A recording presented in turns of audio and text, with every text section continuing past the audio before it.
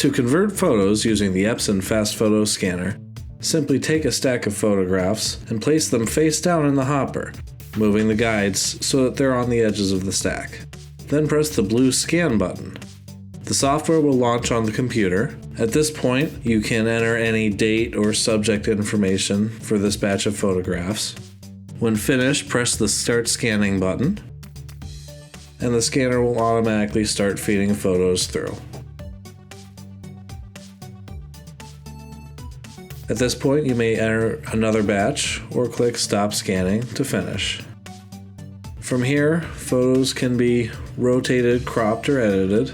Editing can be done either by single photograph or in batches by highlighting more than one photo at a time.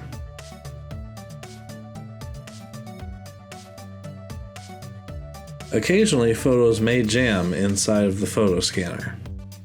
Here we've selected a stack of photos with labels pasted to the back of them.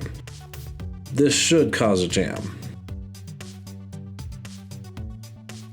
We see an orange indicator light up on the scanner, and on the computer itself we will see an error message.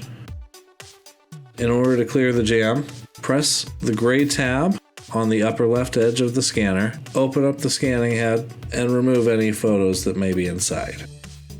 Now we can close the scanning head and enter any photos that may not have been scanned. Or click Cancel if we don't wish to scan any further.